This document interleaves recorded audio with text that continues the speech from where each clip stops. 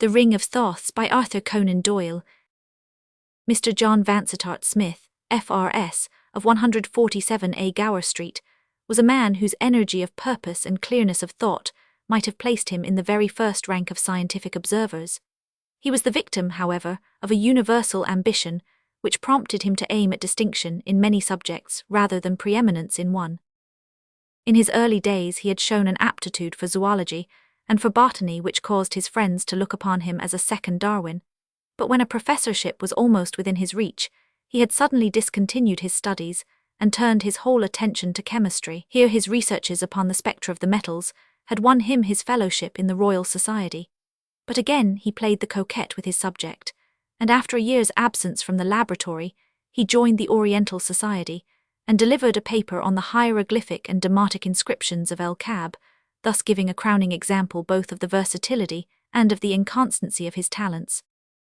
The most fickle of wooers, however, is apt to be caught at last, and so it was with John Vansittart Smith. The more he burrowed his way into Egyptology, the more impressed he became by the vast field which it opened to the inquirer, and by the extreme importance of a subject which promised to throw a light upon the first germs of human civilization and the origin of the greater part of our arts and sciences.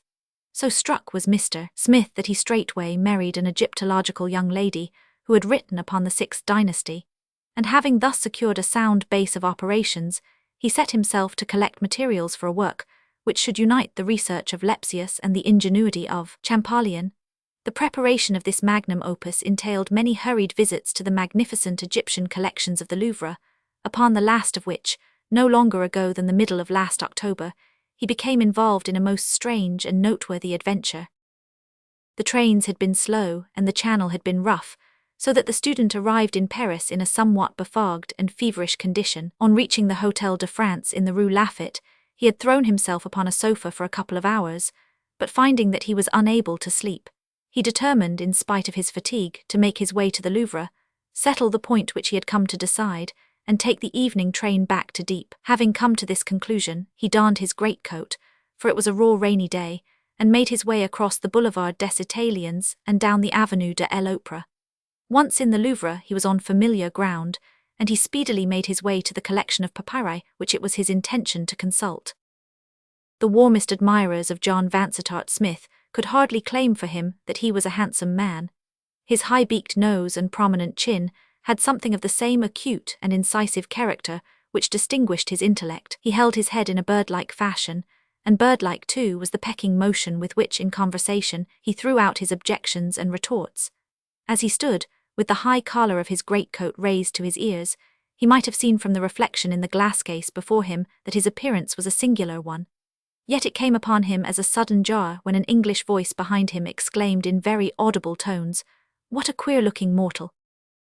The student had a large amount of petty vanity in his composition, which manifested itself by an ostentatious and overdone disregard of all personal considerations.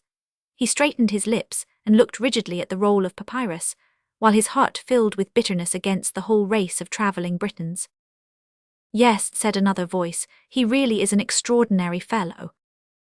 "Do you know," said the first speaker, "one could almost believe that by the continual contemplation of mummies the chap has become half a mummy himself." "He has certainly an Egyptian cast of countenance," said the other. John Vansittart Smith spun round upon his heel, with the intention of shaming his countrymen by a corrosive remark or two. To his surprise and relief, the two young fellows who had been conversing had their shoulders turned towards him, and were gazing at one of the Louvre attendants who was polishing some brasswork at the other side of the room. "Carter will be waiting for us at the Palais Royal," said one tourist to the other, glancing at his watch, and they clattered away, leaving the student to his labours. "I wonder what these chatterers call an Egyptian cast of countenance," thought John Vansittart Smith, and he moved his position slightly in order to catch a glimpse of the man's face. He started as his eyes fell upon it. It was indeed the very face with which his studies had made him familiar. The regular statuesque features, broad brow, well-rounded chin, and dusky complexion were the exact counterpart of the innumerable statues, mummy cases, and pictures which adorned the walls of the apartment. The thing was beyond all coincidence. The man must be an Egyptian. The national angularity of the shoulders and narrowness of the hips were alone sufficient to identify him. John Vansittart Smith shuffled towards the attendant with some intention of addressing him. He was not light of touch in conversation, and found it difficult to strike the happy mean between the brusqueness of the superior and the geniality of the equal.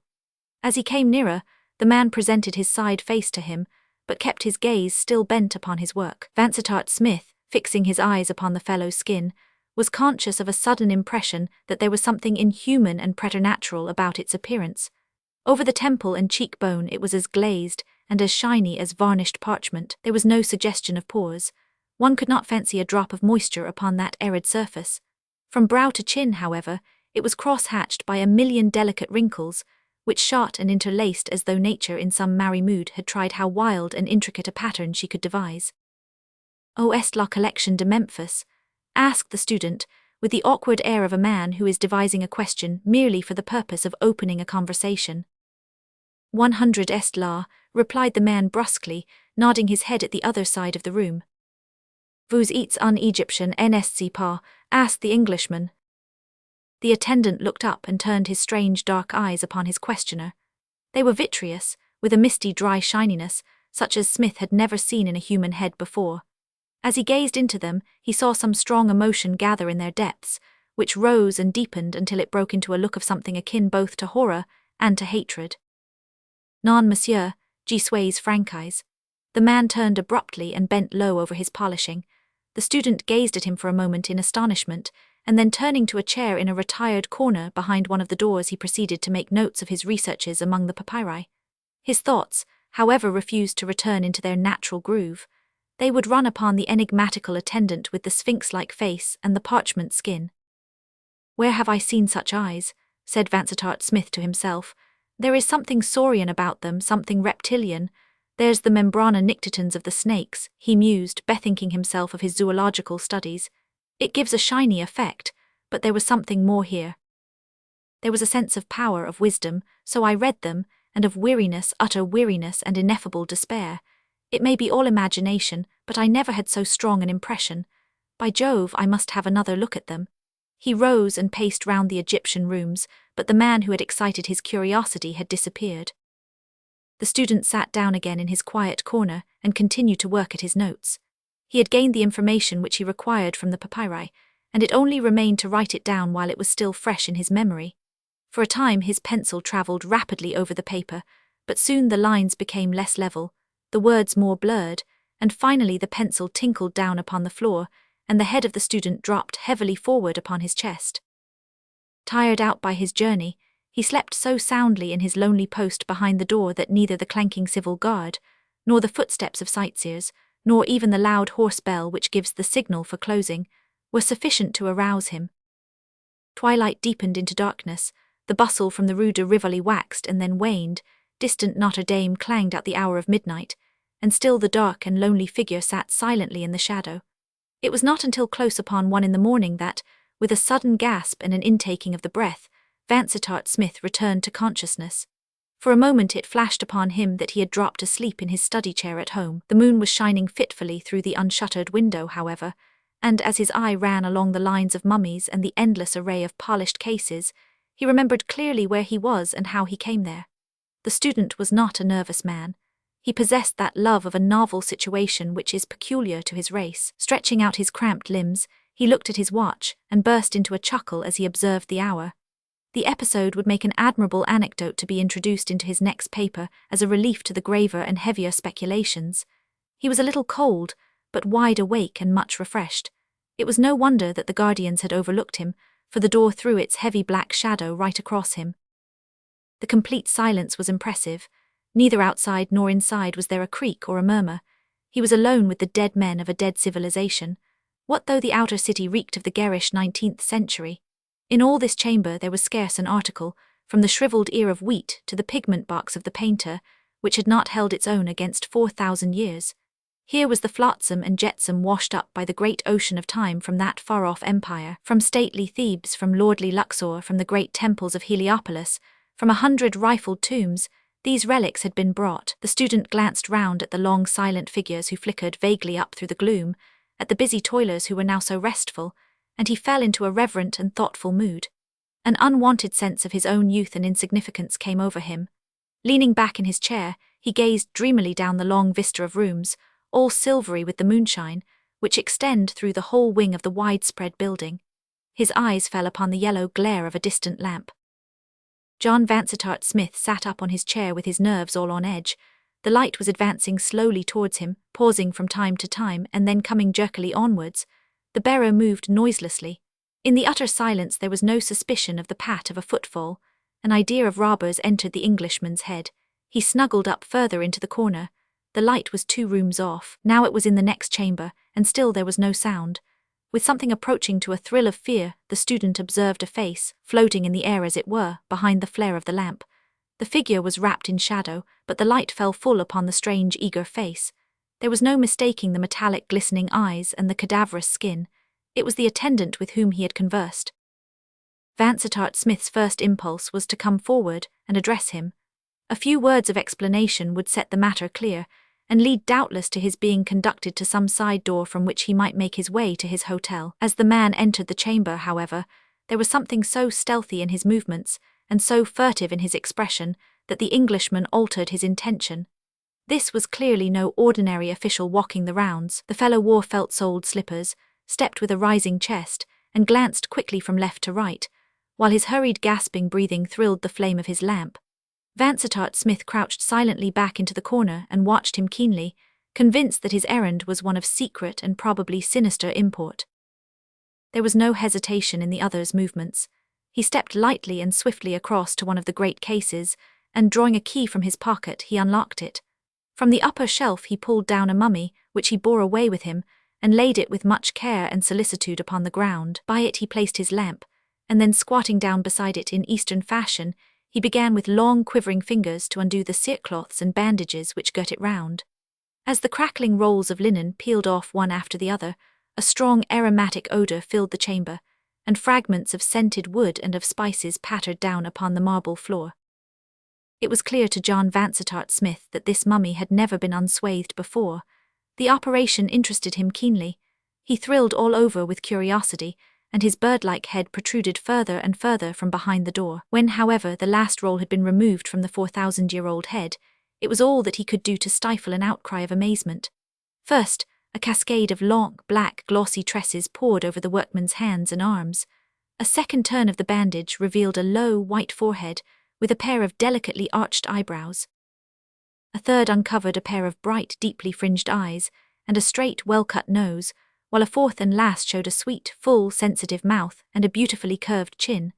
The whole face was one of extraordinary loveliness, save for the one blemish that in the centre of the forehead there was a single irregular, coffee-coloured splotch. It was a triumph of the embalmer's art.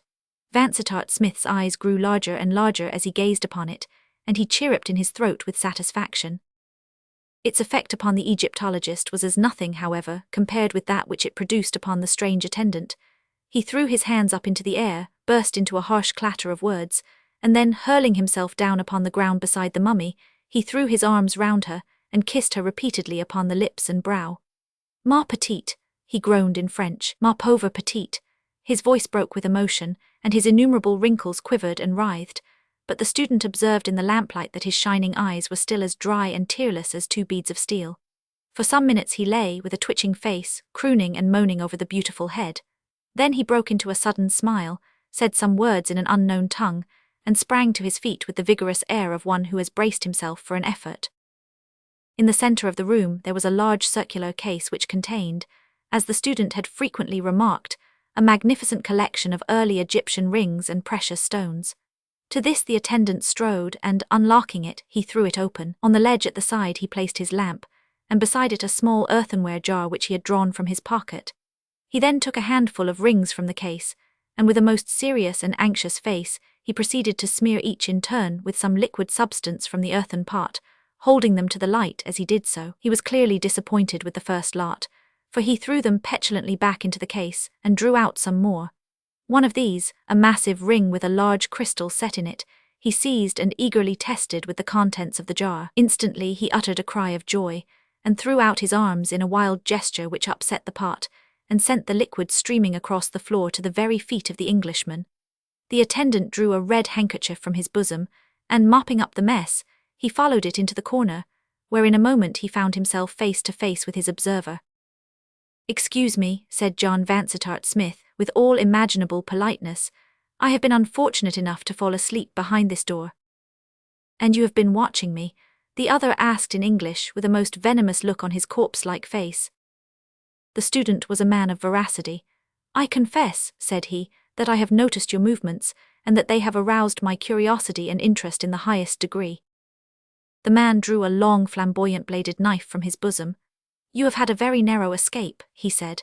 "Had I seen you 10 minutes ago, I should have driven this through your heart. As it is, if you touch me or interfere with me in any way, you are a dead man." "I have no wish to interfere with you," the student answered. "My presence here is entirely accidental.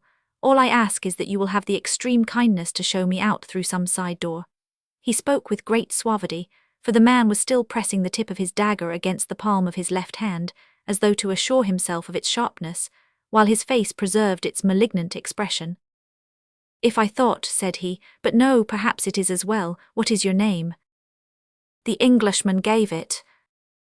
"Vansittart Smith," the other repeated. "Are you the same Vansittart Smith who gave a paper in London upon El Kab? I saw a report of it. Your knowledge of the subject is contemptible." "Sir," cried the Egyptologist, "yet it is superior to that of many who make even greater pretensions. The whole keystone of our old life in Egypt was not the inscriptions or monuments of which you make so much, but was our hermetic philosophy and mystic knowledge, of which you say little or nothing." "Our old life," repeated the scholar wide-eyed, and then suddenly, "Good God, look at the mummy's face." The strange man turned and flashed his light upon the dead woman, uttering a long doleful cry as he did so. The action of the air had already undone all the art of the embalmer. The skin had fallen away, the eyes had sunk inwards, the discoloured lips had writhed away from the yellow teeth, and the brown mark upon the forehead alone showed that it was indeed the same face which had shown such youth and beauty a few short minutes before. The man flapped his hands together in grief and horror. Then, mastering himself by a strong effort, he turned his hard eyes once more upon the Englishman. "It does not matter," he said in a shaking voice. "It does not really matter. I came here tonight with the fixed determination to do something. It is now done. All else is as nothing. I have found my quest. The old curse is broken. I can rejoin her. What matter about her inanimate shell so long as her spirit is awaiting me at the other side of the veil?" "These are wild words," said Vansittart Smith. He was becoming more and more convinced that he had to do with a madman. "Time presses and I must go," continued the other. "The moment is at hand for which I have waited this weary time, but I must show you out first. Come with me." Taking up the lamp, he turned from the disordered chamber, and led the student swiftly through the long series of the Egyptian, Assyrian, and Persian apartments. At the end of the latter, he pushed open a small door let into the wall, and descended a winding stone stair. The Englishman felt the cold, fresh air of the night upon his brow.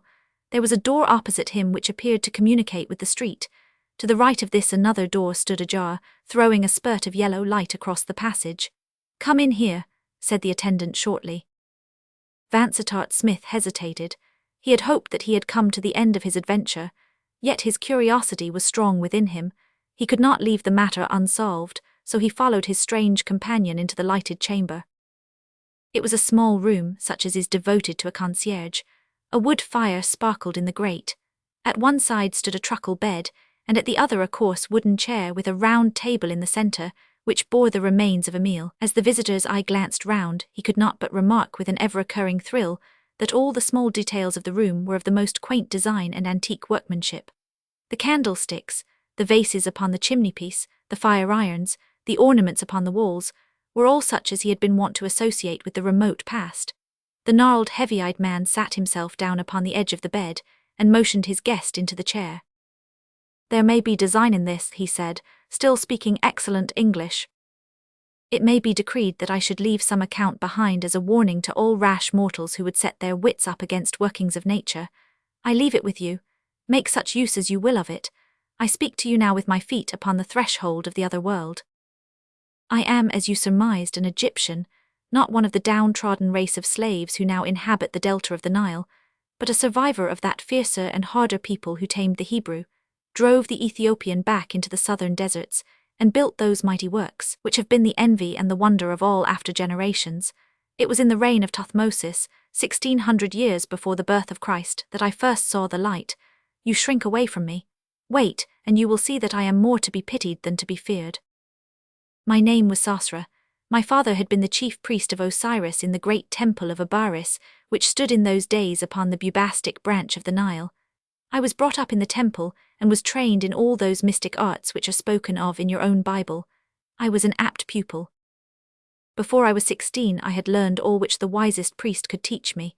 From that time on I studied nature's secrets for myself, and shared my knowledge with no man. Of all the questions which attracted me, there were none over which I labored so long as over those which concern themselves with the nature of life. I probed deeply into the vital principle. The aim of medicine had been to drive away disease when it appeared. It seemed to me that a method might be devised which should so fortify the body as to prevent weakness or death from ever taking hold of it. It is useless that I should recount my researches. You would scarce comprehend them if I did. They were carried out partly upon animals, partly upon slaves, and partly on myself. Suffice it that their result was to furnish me with a substance which, when injected into the blood, would endow the body with strength to resist the effects of time, of violence, or of disease. It would not indeed confer immortality, but its potency would endure for many thousands of years. I used it upon a cat, and afterwards drugged the creature with the most deadly poisons. That cat is alive in Lower Egypt at the present moment. There was nothing of mystery or magic in the matter. It was simply a chemical discovery, which may well be made again. Love of life runs high in the young. It seemed to me that I had broken away from all human care now that I had abolished pain and driven death to such a distance. With a light heart, I poured the accursed stuff into my veins. Then I looked round for someone whom I could benefit. There was a young priest of Thoth, Parms by name, who had won my goodwill by his earnest nature and his devotion to his studies. To him I whispered my secret, and at his request I injected him with my elixir. I should now, I reflected, never be without a companion of the same age as myself. After this grand discovery I relaxed my studies to some extent, but Parms continued his with redoubled energy. Every day I could see him working with his flasks and his distiller in the temple of Thoth, but he said little to me as to the result of his labours. For my own part, I used to walk through the city and look around me with exultation as I reflected that all this was destined to pass away, and that only I should remain. The people would bow to me as they passed me, for the fame of my knowledge had gone abroad. There was war at this time, and the great king had sent down his soldiers to the eastern boundary to drive away the Hyksos. A governor, too, was sent to Abaris that he might hold it for the king. I had heard much of the beauty of the daughter of this governor, but one day as I walked out with Parms we met her, borne upon the shoulders of her slaves. I was struck with love as with lightning. My heart went out from me. I could have thrown myself beneath the feet of her bearers. This was my woman. Life without her was impossible. I swore by the head of Horus that she should be mine. I swore it to the priest of Thoth. He turned away from me with a brow which was as black as midnight. There is no need to tell you of our wooing. She came to love me even as I loved her. I learned that Parms had seen her before I did and had shown her that he too loved her, but I could smile at his passion, for I knew that her heart was mine. The white plague had come upon the city and many were stricken, but I laid my hands upon the sick and nursed them without fear or scathe. She marvelled at my daring. Then I told her my secret and begged her that she would let me use my art upon her. Your flower shall then be unwithered, Atma, I said.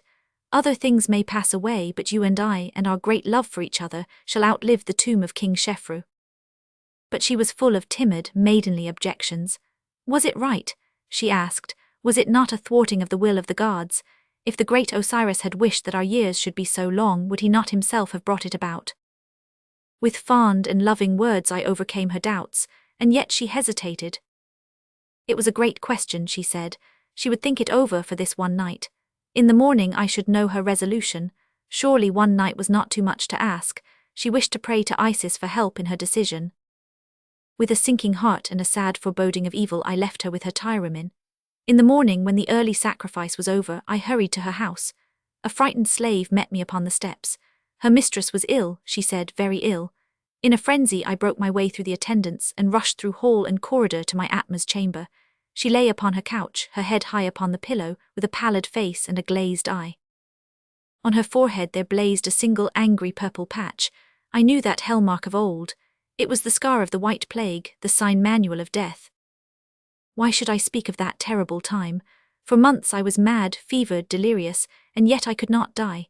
Never did an Arab thirst after the sweet wells as I longed after death. Could poison or steel have shortened the thread of my existence, I should soon have rejoined my love in the land with the narrow portal.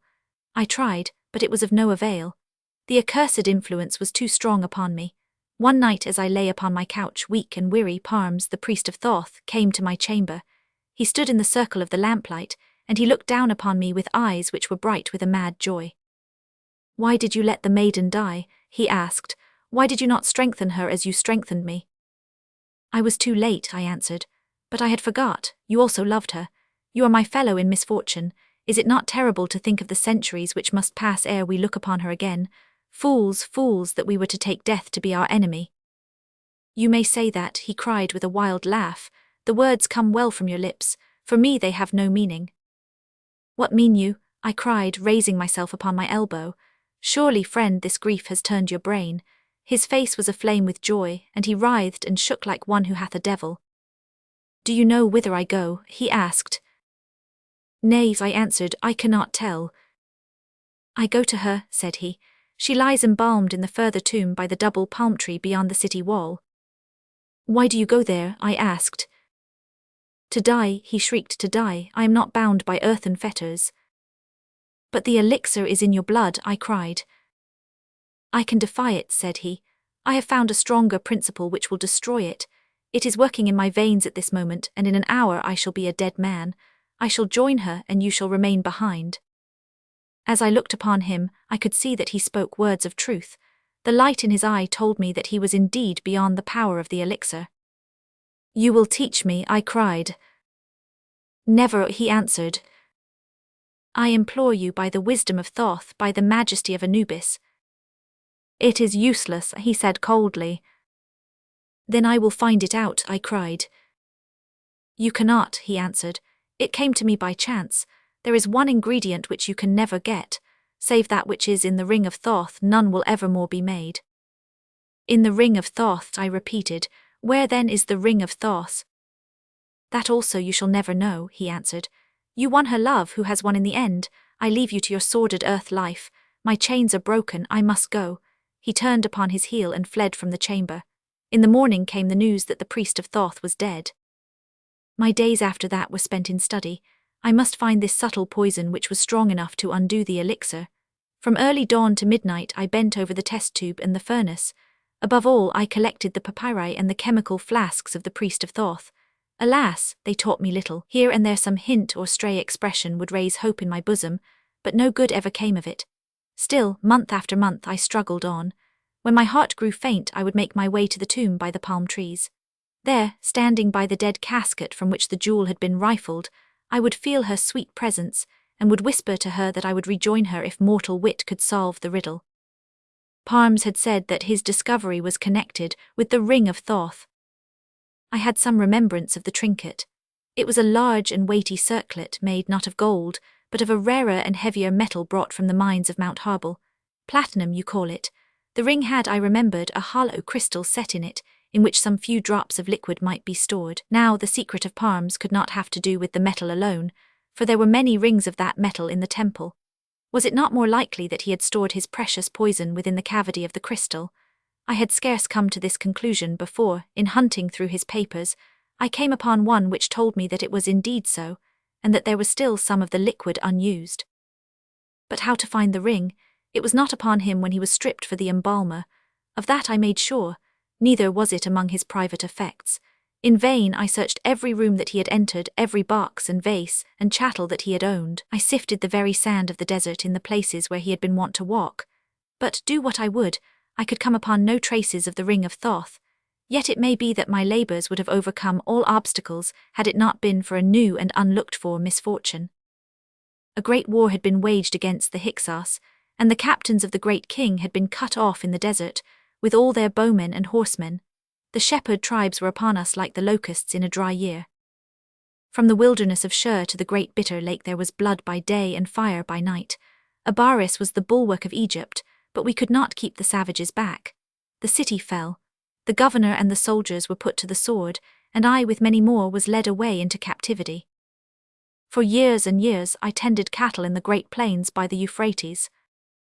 My master died and his son grew old, but I was still as far from death as ever. At last I escaped upon a swift camel and made my way back to Egypt. The Hyksos had settled in the land which they had conquered, and their own king ruled over the country. Abaris had been torn down, the city had been burned, and of the great temple there was nothing left save an unsightly mound. Everywhere the tombs had been rifled and the monuments destroyed. Of my Atma's grave no sign was left. It was buried in the sands of the desert, and the palm trees which marked the spot had long disappeared. The papers of palms and the remains of the temple of Thoth were either destroyed or scattered far and wide over the deserts of Syria. All search after them was vain. From that time I gave up all hope of ever finding the ring or discovering the subtle drug. I set myself to live as patiently as might be, until the effect of the elixir should wear away. How can you understand how terrible a thing time is, you who have experience only of the narrow course which lies between the cradle and the grave? I know it to my cost, I who have floated down the whole stream of history. I was old when Ilium fell. I was very old when Herodotus came to Memphis. I was bowed down with years when the new gospel came upon earth. Yet you see me much as other men are, with the cursed elixir still sweetening my blood, and guarding me against that which I would court. Now at last I have come to the end of it. I have travelled in all lands, and I have dwelt with all nations. Every tongue is the same to me. I learned them all to help pass the weary time. I need not tell you how slowly they drifted by, the long dawn of modern civilization, the dreary Middle Years, the dark times of barbarism. They are all behind me now. I have never looked with the eyes of love upon another woman. Atma knows that I have been constant to her. It was my custom to read all that the scholars had to say upon ancient Egypt. I have been in many positions, sometimes affluent, sometimes poor, but I have always found enough to enable me to buy the journals which deal with such matters. Some 9 months ago I was in San Francisco, when I read an account of some discoveries made in the neighborhood of Abaris. My heart leapt into my mouth as I read it. It said that the excavator had busied himself in exploring some tombs recently unearthed.